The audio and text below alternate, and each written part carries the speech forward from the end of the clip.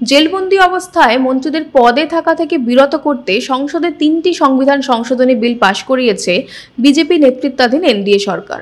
যুগান্তকারী এই 3 সংবিধান সংশোধনের ফলে এবার দেশের প্রধানমন্ত্রী, কোনো রাজ্যের মুখ্যমন্ত্রী, কোনো কেন্দ্রীয় বা রাজ্যের মন্ত্রী 5 বছর বা তার বেশি সাজা হতে পারে এমন কোনো ফৌজদারি অভিযোগে 30 দিন জেলবন্দি থাকলে 31তম দিনে নিজে থেকেই তার মন্ত্রিত্ব পদ চলে যাবে। আর এই বিল সংসদে পেশ হতেই বিরোধিতার নাম করে সংসদের ভিতরে তাণ্ডব শুরু করে দেয় তৃণমূল সহ অন্যান্য বিরোধী দলগুলি।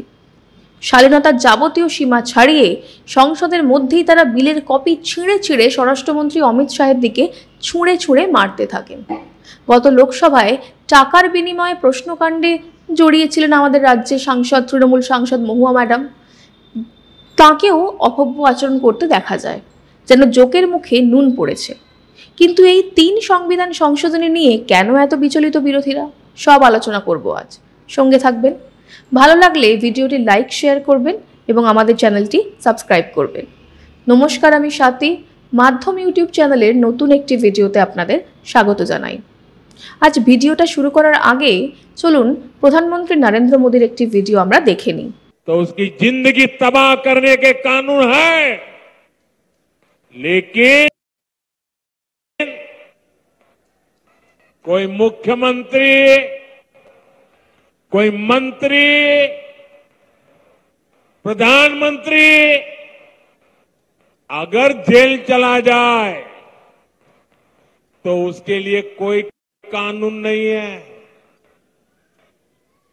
और हालत तो देखिए, आजकल ये लोग इतने गिरे हैं कि जेल से भी सरकार चलाने की कोशिश कर रहे हैं। पश्चिम बंगाल ने ये साक्षात देखा है, बार बार कई बार अनुभव किया है। टीएमसी के एक मंत्री टीचर्स घोटाले में आज तक जेल में है। शिक्षक भर्ती का गंभीर घोटाला, घर से नोटों का पहाड़ मिला, लेकिन तब भी वो मंत्री कुर्सी छोड़ने को तैयार नहीं थे। শুনলেন তার বক্তব্য। এই বক্তব্যটি তিনি সম্প্রতি কলকাতায় ইস্ট ওয়েস্ট মেট্রো প্রকল্পের উদ্বোধনী অনুষ্ঠানে এসে একটি জনসভা থেকে বলেছিলেন, দমদমের একটা জনসভা থেকে। তো যাই হোক, এবার মূল বিষয়ে আসা যাক। এবার বাদল অধিবেশনের একেবারে শেষের দিকে 130তম সংবিধান সংশোধনের মাধ্যমে দাগিদের ক্ষমতার কেন্দ্র থেকে দূরে সরাতে যুগান্তকারী সংবিধান সংশোধনী বিল এনেছে বিজেপি সরকার।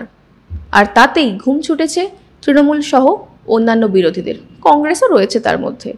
কিন্তু কি এমন রয়েছে এই বিলে যার জেরে একেবারে রে রে করে মাঠে নেমে পড়েছে এই দুর্নীতিগ্রস্ত দলগুলি? এই বিলের মূল বিষয়বস্তুগুলো আমি একে একে আলোচনা করছি, একটু মন দিয়ে শুনবেন, একটু ট্রিকি রয়েছে। প্রথমত, এই বিলের উদ্দেশ্য হলো ফৌজদারি অপরাধে জেলবন্দি মন্ত্রীদের ক্ষমতার কেন্দ্র থেকে দূরে রাখা। তার জন্য 3টি পদক্ষেপ নেওয়া হচ্ছে। 1. বাধ্যতামূলক পদত্যাগ। 130তম সংবিধান সংশোধনী কার্যকর হলে দেশের প্রধানমন্ত্রী, কোনো কেন্দ্রীয় মন্ত্রী, কোনো মুখ্যমন্ত্রী বা রাজ্যের কোনো মন্ত্রী যদি 5 বছরের বেশি কারাদণ্ডের সাজা হতে পারে এমন ফৌজদারি মামলায় দেশের কোনো তদন্তকারী সংস্থা দ্বারা গ্রেফতারির পর একটানা 30 দিন জেলবন্দি থাকেন, তাহলে তার মন্ত্রিত্ব চলে যাবে। এরপরই রয়েছে রাষ্ট্রপতির বিশেষ ক্ষমতা বৃদ্ধি। যদি জেলবন্দি প্রধানমন্ত্রী 30 দিনের মধ্যে পদত্যাগ না করেন, তাহলে 31তম দিনে তাকে আপনা আপনি সরিয়ে দিতে পারবেন রাষ্ট্রপতি। কেন্দ্রীয় মন্ত্রীদের অপসারণ করবেন প্রধানমন্ত্রী, মুখ্যমন্ত্রীকে অপসারণ করবেন রাজ্যপাল বা লেফটেন্যান্ট জেনারেল। এরপরই রয়েছে সাংবিধানিক সংশোধন। এই বিল কার্যকর করার জন্য সংবিধানের 75, 164 এবং 239 নম্বর অনুচ্ছেদ সংশোধন করার প্রস্তাব করা হয়েছে। এর ফলে উচ্চ পদে থাকা দুর্নীতিগ্রস্ত মন্ত্রীদের অপসারণের জন্য একটা আইনি কাঠামো তৈরি করা হবে। আর এতেই ঘুম ছুটেছে রাজনৈতিক দলের, বহু রাজনৈতিক দলের, যারা মূলত দুর্নীতিগ্রস্ত দল, বিশেষ করে যাদের বিরুদ্ধে রয়েছে ভুরি ভুরি দুর্নীতির অভিযোগ। কারণ সম্প্রতি একাধিক ক্ষেত্রে দেখা গিয়েছে বিভিন্ন জায়গায় দেশের মন্ত্রীরা রাজ্যের বিভিন্ন মন্ত্রীরা গুরুতর বিভিন্ন বিষয়ে অপরাধে গ্রেফতারির পরেও তারা মন্ত্রিত্ব পদ থেকে ইস্তফা দেননি, উল্টে জেল থেকেই মন্ত্রিত্বের স্বাদ উপভোগ করেছেন তারা। তাদের মধ্যে সবথেকে দৃষ্টিকটু হলো আবগারি দুর্নীতি মামলায় দিল্লির তৎকালীন মুখ্যমন্ত্রী অরবিন্দ কেজরিওয়ালের জেলে থেকেই সরকার চালানোর ঘটনা। আবগারি দুর্নীতি মামলায় 2024 সালের 21শে মার্চ কেজরিওয়ালকে গ্রেপ্তার করে ইডি। কিন্তু আশ্চর্যের বিষয়, ইডি গ্রেফতারির আগে রীতি মেনে ইস্তফা দেননি দিল্লির আপ সরকারের মুখ্যমন্ত্রী। এর ফলে দিল্লিতে বেনজির সাংবিধানিক সংকট দেখা দেয়। মানে জেলে থেকে তো একজন মুখ্যমন্ত্রী সরকার চালাতে পারেন না, এদিকে তিনি ইস্তফাও দেননি, তাহলে সরকার চালাবে কে? মাঝে 10ই মে থেকে 9ই জুন পর্যন্ত কেজরিওয়ালকে ভোট প্রচারের জন্য প্যারোলে অনুমতিও দেয় আদালত। 2রা জুন আত্মসমর্পণ করে ফের তিনি তিহারে ফিরে যান। 20শে জুন তাকে জামিন দেয় আদালত।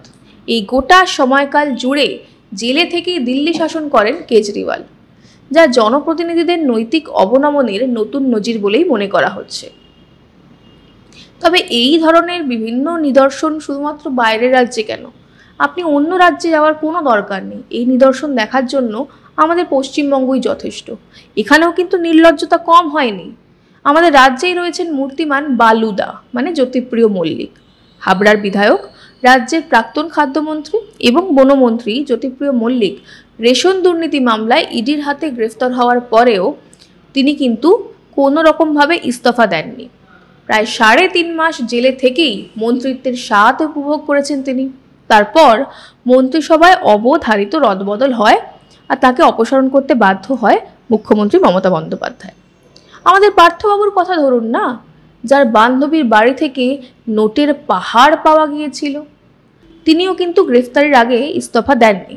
তার বান্ধবীর ফ্ল্যাট থেকে টাকার পাহাড় উদ্ধার হওয়ার 6 দিনের মাথায় তাকে মন্ত্রিত্ব থেকে সরাতে বাধ্য হয় তৃণমূল। প্রশ্ন উঠছে, এই ধরনের কাজ করে জনসাধারণের সামনে নৈতিকতার কোন নজির স্থাপন করছেন দেশের বিরোধী রাজনৈতিক দলের মন্ত্রীরা বা মুখ্যমন্ত্রী বা নেতারা? ফৌজদারি অভিযোগে দেশে মন্ত্রীদের জেল যাওয়া কোনো নতুন ঘটনা নয়। বিশেষ করে দুর্নীতির অভিযোগে এর আগে একাধিকবার বিভিন্ন রাজ্যের মন্ত্রী জেলে গিয়েছেন, তাদের মধ্যে মুখ্যমন্ত্রীও রয়েছেন। ইউপিএ জামানায় ভুয়ো মামলায় জেলে যেতে হয়েছিল গুজরাটের তৎকালীন স্বরাষ্ট্রমন্ত্রী অমিত শাহকে। শুধু তাই নয়, কংগ্রেসের চক্রান্ত করে আনা একাধিক ভুয়ো মামলায় পরে বেকসুর খালাস হয়ে যান তিনি। কিন্তু বেকসুর খালাস না হওয়া পর্যন্ত কোনো সাংবিধানিক পদ কিন্তু গ্রহণ করেননি অমিত শাহ। এমনকি জেলে যাওয়ার আগে তিনি নিজে রিজাইন পর্যন্ত করে গিয়েছিলেন। কেন্দ্রীয় স্বরাষ্ট্রমন্ত্রী হিসেবে লোকসভায় 130তম সংবিধান সংশোধনী বিল নিয়ে আলোচনা চলাকালীন সদর্পে সে কথাই জানান শাহ। সংবিধান বিশেষজ্ঞরা বলছেন, সংবিধান প্রণেতারা আসলে ভাবতেই পারেননি যে আমাদের নেতাদের মানে দেশের জনপ্রতিনিধি এবং নেতাদের এতটাই নৈতিক অবনমন হবে যে তারা ফৌজদারি মামলায় জেলে যাওয়ার পরেও নিজের পদ আঁকড়ে বসে থাকবেন, ইস্তফা দেবেন না। তাই তারা সংবিধানে এই ধরনের কোনো ধারা যোগ করার কথা কিন্তু ভাবেননি। কিন্তু বর্তমান পরিস্থিতি এতটাই সংকীর্ণ হয়ে গিয়েছে, এতটাই দুর্নীতিতে ভরে গিয়েছে যে এবার সাফাই অভিযান দরকার, আর তার জন্যই কিন্তু এই বিল। তবে শুধুমাত্র যে গ্রেফতারি হলেই তার মন্ত্রিত্ব পদ চলে যাবে এমন কিন্তু নয়। জামিনের সুযোগ রয়েছে, জামিনের জন্য তারা আবেদন করবেন। যদি 30 দিনের মধ্যেও তারা জামিন না পান, তারপরে কিন্তু তার মন্ত্রিত্ব পদ চলে যাবে। তাহলে কেন এত হই হই? দেশের বিচার ব্যবস্থার উপর কি আস্থা নেই কংগ্রেস সহ বিরোধীদের? অবশ্য থাকবেই বা কী করে? যে কংগ্রেস নিজের সুপ্রিম কোর্টের নিজের পছন্দের প্রধান বিচারপতি নিয়োগ করে দেশের জরুরি অবস্থা জারি করে, দেশের সংসদে একের পর এক স্বৈরাচারী অধ্যাদেশ পাশ করিয়ে দেশের মানুষের মৌলিক অধিকার কেড়ে নেয়, তাদের মনে তো কুকথা ডাকবেই। তবে ক্ষমতায় টিকে থাকতে যারা দেশের আইন আদালত নিয়ে ছিনিমিনি খেলছে, তাদের এই সংবিধান সংশোধনী হজম হবে না, এটাই স্বাভাবিক। দেশ জুড়ে বিজেপির ঝড়ে এখন প্রাণ বাঁচাতে ইন্ডি নাম দিয়ে একই নৌকায় উঠেছে বিরোধী দলগুলি। ঠিক যেমন বন্যার সময় আসলেই হরিণ এবং বাঘ একই টিলার ওপর আশ্রয় নেয়, কারণ তারা বুঝে গিয়েছে বিজেপির কাছে দেশ সবার আগে। বিজেপি ক্ষমতায় থাকলে তাদের স্বৈরাচার এবং দুর্নীতির দোকান বন্ধ হয়ে যাবে। ওই মুহাব্বাত কা দোকান ছিল না রাহুল গান্ধীর, মুহাব্বাত কা দোকান, আসলে যেটা দুর্নীতির দোকান, আর সেই দোকানই বন্ধ হয়ে যাওয়ার ভয় পাচ্ছেন তারা। তাই সংসদের সামনে হাত ধরে বিলের বিরুদ্ধে চিৎকার করতে শোনা যাচ্ছে তৃণমূল সাংসদ ডেরেক ওব্রায়েন এবং সিপিএম সাংসদ এম.কে. বেবিকে। কি দারুণ দৃশ্য না? বাম কর্মীদের রক্ত যার হাতে লেগে রয়েছে সেই হাত ধরেই বিজেপি বিরোধিতা করছেন সিপিএম এর সাধারণ সম্পাদক। তবে সংবিধানকে দুমড়ে মুচড়ে ক্ষমতায় টিকে থাকা কংগ্রেস এবং কংগ্রেস থেকে জন্ম নেওয়া রাজনৈতিক দলগুলির ক্ষেত্রে কিন্তু নতুন কিছু নয়। স্বৈরাচারে বাধা পেয়ে সংবিধান এবং বিচার ব্যবস্থাকে প্রধান প্রতিপক্ষ ঠাউরেছে তারা। প্রধানমন্ত্রী হওয়ার পর থেকেই বিচার ব্যবস্থা এবং সংবিধানকে দুমড়ে মুচড়ে শেষ করে ফেলতে চেয়েছে প্রাক্তন প্রধানমন্ত্রী ইন্দিরা গান্ধী, যার একাধিক নজিরও রয়েছে। যেমন ধরুন কেশবানন্দ ভারতী মামলা। সেই মামলায় হারের পর সেই রায় বদলাতে নিজের পছন্দের ব্যক্তিকে প্রধান বিচারপতি নিয়োগ করেন তিনি। সংবিধানের মূল কাঠামো বা যেটাকে বেসিক স্ট্রাকচার বলা হয় সেটা বদলে মানুষের মূলগত অধিকার বা মৌলিক অধিকার তাকে হস্তক্ষেপ করতে চেষ্টার কসুর করেননি ইন্দিরা। দেশের ইতিহাসের সেসব কালো দিনের শিকার হয়ে প্রাণও দিতে হয়েছে বহু মানুষকে। শেষে দুর্নীতি করে ভোটে জেতায় এলাহাবাদ হাইকোর্টের নির্দেশে সাংসদ পদ চলে যাওয়ার পর দেশে জরুরি অবস্থা জারি করেন তিনি। মানে প্রধানমন্ত্রী থেকে যাওয়ার জন্য এত মরিয়া ছিলেন ইন্দিরা গান্ধী, আর সেই জন্য কোনো জবাবদিহি করেনি কংগ্রেস বা তার পরগাছা দলগুলি। দেশবাসীর কাছে কোনোদিন ক্ষমাও চায়নি, কারণ জনগণকে জবাবদিহি করার যোগ্য বলে তারা মনেই করে না নেহেরু এবং গান্ধী পরিবার। তারা তো মানুষকে মানুষ বলেই মনে করে না, দেশটাকে নিজেদের জায়গির বলে মনে করে তারা। জঙ্গলে স্বৈরাচারী বাঘকে আইনের খাঁচায় ভরলে সে তো ছটপট করবেই। সেই ছটপটানেই দেখা যাচ্ছে বিরোধীদের মধ্যে। তাদের অভিযোগ, নতুন এই সংবিধান সংশোধনী ব্যবহার করে বিভিন্ন রাজ্যের সরকারকে নাকি ফেলে দেবে কেন্দ্রের মোদী সরকার। বলে রাখি, এরকম গুজব ছড়ানোর অভ্যেস আমাদের রাজ্যের বিরোধী দলগুলির বহু পুরনো। এর আগে একাধিকবার তারা এরকম বিভিন্ন রকম জিগির তুলেছিল। যেমন ধরুন কাশ্মীরে 370 ধারা বিলুপ্ত করার সময় তারা বলেছিল দেশ জুড়ে নাকি আগুন জ্বলবে, কিন্তু কোথাও একটা দেশলাই কাঠিও জ্বলেনি। 3 তালাক বিরোধী আইন পাশের সময় তারা বলেছিল মুসলিম পুরুষদের ফৌজদারি মামলায় নাকি জেলে চলে যেতে হবে, তাদের নাকি অত্যাচারিত হতে হবে। আচ্ছা বলুন তো, কতজন মুসলিম পুরুষের বিরুদ্ধে এই আইনে ফৌজদারি মামলা হয়েছে? কতদিনই বা তারা জেলে থেকেছেন? কেউ কি হেনস্থার কোনো অভিযোগ করেছেন? আমার তো মনে হয় না, আমি তো অন্তত শুনিনি। সিএএ পাশের সময় জিগির তোলা হয়েছিল এই আইন এনে মুসলিমদের নাগরিকত্ব কেড়ে নেওয়া হবে। সিএএ আইন লাগু হওয়ার প্রায় 1 বছর পেরিয়ে গিয়েছে, কিন্তু আজ পর্যন্ত একজন মুসলিমকেও কিন্তু হেনস্থার শিকার হতে হয়নি। তাহলে বুঝতেই পারছেন, এইভাবে সাধারণ মানুষকে ভুল বুঝিয়ে তাদেরকে ক্রমাগত মিথ্যে বলে তাদের মিথ্যের কারবার কিন্তু জারি রাখতে চাইছে কংগ্রেস সরকার। আসলে আমাদের দেশের বিরোধীদের সাধারণ মানুষকে সুশাসন দেওয়ার যোগ্যতাই নেই। বিজেপি নেতৃত্বাধীন এনডিএ সরকার যখন দেশের মানুষকে দিশা দেখাচ্ছে, তখন দফায় দফায় গুজব ছড়িয়ে দেশকে পিছিয়ে দেওয়ার চেষ্টা চালিয়ে যাচ্ছেন বিরোধীরা। কারণ তাদের দর্শন হলো দেশ এবং দেশের মানুষ উচ্ছন্নে যাক, ক্ষমতায় তাদের ফিরতেই হবে। আর তার জন্য যত রকম মিথ্যে বলা সম্ভব তত রকম মিথ্যে বলছেন রাহুল গান্ধী এবং তার সাঙ্গপাঙ্গরা। আর এই কথা কারা বলছে? যারা সংবিধানের 365 ধারার অপব্যবহার করে অন্তত 2 ডজন জনগণের দ্বারা নির্বাচিত বিরোধী দলগুলির সরকারকে বিভিন্ন রাজ্যে কার্যত বিনা কারণে বরখাস্ত করেছিল। এসআর বোম্মাই মামলায় সুপ্রিম কোর্ট যুগান্তকারী রায় না দিলে সম্ভবত দেশে কোনোদিনই কংগ্রেস বিরোধী সরকার বা কংগ্রেস বিরোধী শক্তিশালী পরিষদ তৈরিই হতো না। এমনই ছিল স্বৈরাচারের কংগ্রেস আমলের বা গান্ধী পরিবারের স্বৈরাচারের দাপট। কিন্তু এই দাপট তো চলবে না। সাধারণ মানুষের জনপ্রতিনিধির মতো কাজ তাকে করতে হবে, দুর্নীতি তাকে করা চলবে না।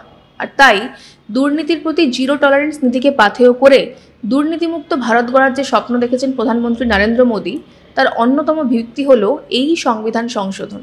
আর সবথেকে বড় বিষয়, নিজের সততার প্রতি কতটা আস্থা থাকলে একজন প্রধানমন্ত্রী নিজের পদটিকে এই তালিকায় সবার উপরে রাখতে পারেন। উল্টো দিকে 1974-75 সালে ইন্দিরা গান্ধী প্রধানমন্ত্রীর পদকে বিচার বিভাগের এখতিয়ারের আওতায় বাইরে আনতে মরিয়া হয়ে উঠেছিলেন। শুধু তাই নয়, পশুখাদ্য মামলায় গ্রেফতারির পর লালু প্রসাদ যাদবকে মুক্ত করার জন্য সংসদে অধ্যাদেশ পাশ করিয়েছিলেন তৎকালীন মনমোহন সিংয়ের সরকার, যে অধ্যাদেশের কপি ছিঁড়ে ফেলেছিলেন প্রকাশ্যে ছিঁড়ে ফেলে দেশ জুড়ে শিরোনামে জায়গা করে নিয়েছিলেন আজকের রাহুল গান্ধী, মানে কংগ্রেসের তৎকালীন যুবরাজ রাহুল গান্ধী। আর মোদির কি মহিমা দেখুন, সেই লালু প্রসাদের ছেলেকেই পাশে বসিয়ে বা আরও ভালো করে বলতে গেলে কোলে বসিয়ে নিয়ে তিনি এখন বিহারে ঘুরে বেড়াচ্ছেন। কিন্তু যতই বিরোধিতা করুন, 130তম সংবিধান সংশোধনী আইন কিন্তু কার্যকর হবেই। সাধারণ একজন সরকারি কর্মচারী গ্রেফতারির পর 50 ঘন্টা যদি তিনি জেলে কাটান, তার মধ্যে তার জামিন না হলে কিন্তু সরকারি চাকরি চলে যায়। একবার পুলিশের খাতায় নাম উঠলে বেসরকারি চাকরিও কিন্তু সহজে মেলে না। সবাই তাতে কিন্তু সন্দেহের চোখে দেখে, সামাজিক সম্মান নষ্ট হয়, পুরো জীবনটাই বরবাদ হয়ে যায়। তাহলে বড় বড় দুর্নীতি করে নেতারা জেলে গেলেও কেন তাদের পদ যাবে না? কেন তারপরেও তারা বুক ফুলিয়ে ঘুরে বেড়াবে? কেন তাদের মন্ত্রিত্ব থাকবে? তারা তো সাধারণ মানুষের ভোটে জিতেই নেতা হয়েছেন, জনপ্রতিনিধি হয়েছেন, মন্ত্রী হয়েছেন। মানুষের সেবা করা, জনসেবা করাই তো তার কাজ। তাহলে জনসেবার বদলে যদি জনগণের টাকা লুট করে কেউ বেআইনি সম্পত্তি করে গ্রেফতার হয়, তাহলে তার কি মন্ত্রী পদে থাকা উচিত? এই বিষয়ে আপনাদের কি মতামত জানান আমাদের কমেন্ট করে। ততক্ষণ পর্যন্ত সঙ্গে থাকুন, দেখতে থাকুন মাধ্যম।